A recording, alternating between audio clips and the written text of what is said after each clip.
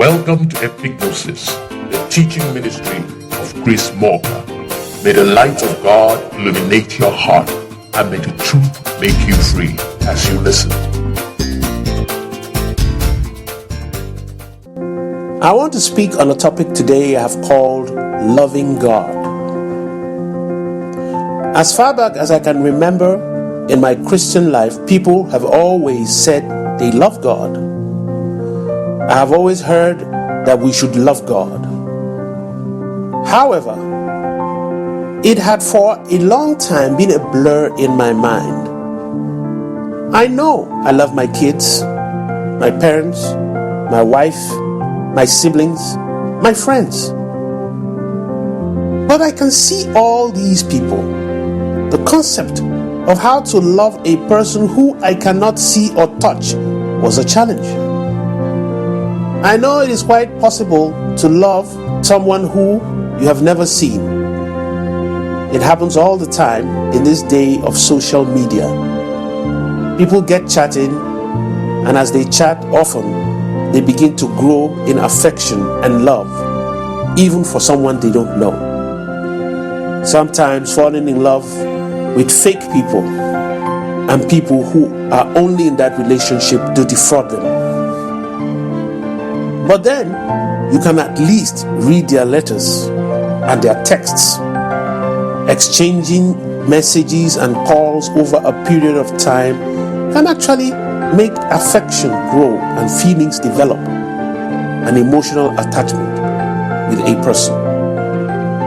What actually transpires is that one forms a mental image about that person in question. They grow fond of each other over a period of time as the anticipation of eventually meeting that person drives the relationship. However, once actual visuals are introduced into the mix, then there is a danger of the mental image already formed to being distorted. Sometimes when people have been friends online for many years and eventually meet, they discover that what they thought the person is not what they are, and it can lead to the end of that entire emotional euphoria. The idea of a thing is often better than the thing itself. There has been several times when I really felt like I liked a person because of their gifts, until I actually met them. Then everything changed. Therefore, it is actually the image or the mental image which we have formed about a person that we fall in love with, not necessarily the person themselves. That is why whenever it is discovered that someone has been false, it affects the way you feel about that person, even though it's the same person. People have fallen in love with fraudsters on social media and gotten ripped off in the process because they were deceived by probably a man who was pretending to be a woman. They formed that mental image because of what they were seeing on social media. Since how you feel about someone depends on your mental image about that person, how then do you form a mental image of God who you can't see or hear? There are no text messages. Whichever idea we form about a thing or person is dependent on the information we have received about that thing or that person through our senses. Our senses is how we gather information about the world around us. This means that the idea or image we have about a person is formed purely by information gathered through interaction. In that same way, we can form a mental image of God through the information we gather about Him through interactions with Scripture and listening to other people's narratives about God. That is why the idea of God in my mind is probably different from the idea of God in your mind. This is due to a variance of information. Meaning that though we both say we love God, it is really not the same God we love. It totally depends on the information we have been fed with about God over the years. For thousands of years, God has channeled information about Him through prophets and angels, which have been written into books that men read. Then, in the fullness of time, God decided to speak to men directly.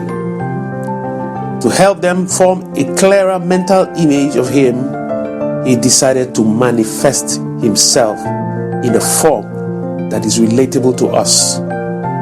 That form is the form of Christ. Then more books and records of Christ were written to provide information. Our pastors and preachers then take these writings and help paint a mental picture of God to us. Preachers, therefore, are more like salesmen, and the way they present their product determines the idea or the image formed by their listeners about God. As I have already established, the incarnation of the Christ was to bring God down to human level. Jesus is God. That is what it says in Colossians 2:9. He said, "For in Him dwells all the fullness of the Godhead bodily." This means He is the form of God in the flesh. That is why He was named Emmanuel, which means God with us. An interesting conversation took place between Christ and His disciples in the book of John 14. In verse 7, Jesus asked, "If ye had known me, you should have known my Father also. And from henceforth ye know Him and have seen Him." This scripture implies that if you see Him, you have seen His Father. However, one of the disciples named Philip went ahead to ask a direct question in verse 8. Philip said unto Him, "Lord, show us the Father, and it will suffice us," which means show us the Father and we will be satisfied, or we will be sure. Then Jesus answered in verse 9.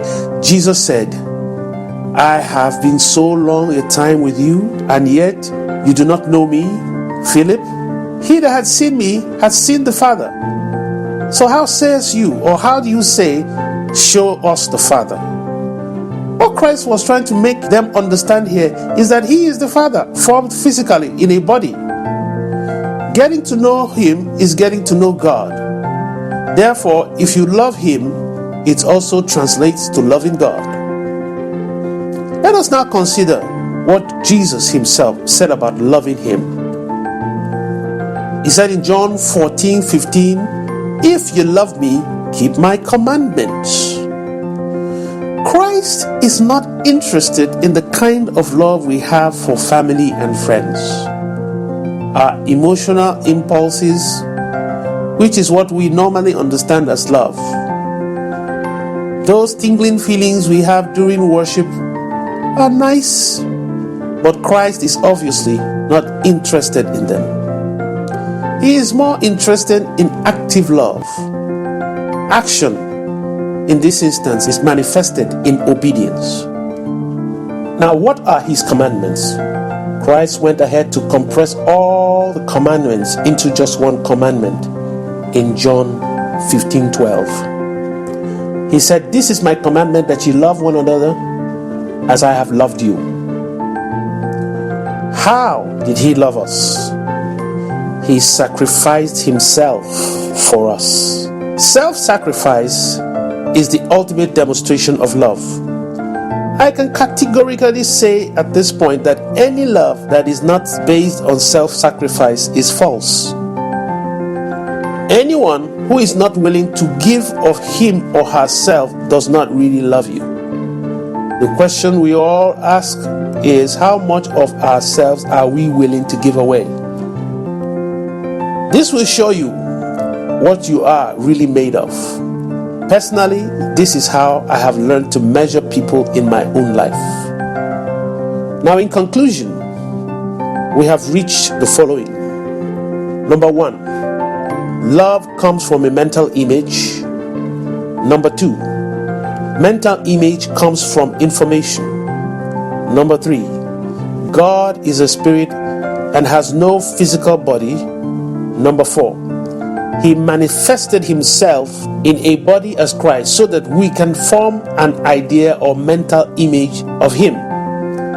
Number 5, as Christ, he gave us a single commandment, which is to love one another the way he loved us, as a proof that we love him. Number 6, this love is measured on how much of ourselves we are willing to sacrifice for others. Which means the actual way to love God is to love others. This is the point of this whole article. I know people have devised several other ways to show love for God these days. Things like going to church and giving to the work of God. As good as these things are, they don't always mean a person loves God. We all know that in most cases, those actions are propelled by desire for well-being. When people give, they are actually doing it because they want 100-fold return. In other words, they are ultimately an investment in self. We give because we want 100-fold. We go to church because we want divine protection and health. So in the end, it is actually ourselves we give to. This is the kind of transactional mentality that has brought the church and church organization into materialistic states. Love is not transactional, but relational. 1 John 4 in verse 20 says, if a man says, I love God and hated his brother, he is a liar.